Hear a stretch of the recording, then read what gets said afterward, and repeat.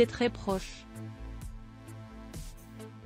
Dès le lancement de la série Julie Lescaut en 1992, Véronique Jeunet et Mousse Diouf ont partagé les plateaux de tournage. Inspecteur, lieutenant puis capitaine Justin Ngouma, l'acteur s'est montré sur le petit écran de la saison 1 à 14 avant d'être un personnage récurrent de la saison 15 tandis que Véronique Jeunet a incarné le capitaine Lescaut jusqu'à la saison 22.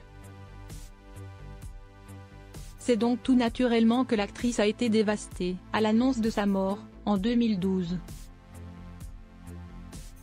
Plongée dans le coma, Mousse Diouf avait été victime de 2 accidents vasculaires cérébraux. Invitée le 12 décembre 2024 dans l'émission Chez Jordan sur C8, Véronique Jeunet est revenue sur cette période difficile et a notamment raconté les derniers instants de la vie de l'acteur. Il ne voulait pas se soigner, il a fait des AVC.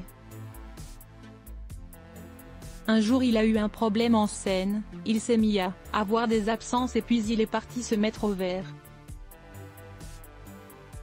Je l'ai eu au téléphone, il devait venir me voir, c'était en 2009 par là. En fait il est rentré à Paris, les reins se sont arrêtés, il n'a pas fait son électrolyse et là ils l'ont mis dans le coma, il n'est pas revenu, a expliqué Véronique Jeunet sur C8. Comme elle l'a ensuite confié, elle s'est rendue tous les jours à l'hôpital pour voir le père de famille. Je suis la marraine de son fils, Isaac, il est un magnifique garçon de 19 ans, a-t-elle aussi rappelé. Mousse Diouf avait également 2 filles aînées, Tessa et Selena. Mousse Diouf est mort à l'âge de 47 ans, du côté de Marseille le 7 juillet 2012. Il fut inhumé 2 jours plus tard au cimetière d'Auriol, situé dans le département des Bouches-du-Rhône. Cependant, le comédien a ensuite eu droit à une seconde cérémonie d'obsèques plus confidentielle 1 an après sa mort.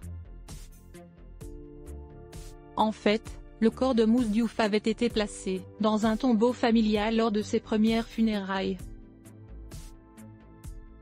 Il aura ensuite fallu attendre 1 an pour que l'acteur soit transféré dans son caveau définitif.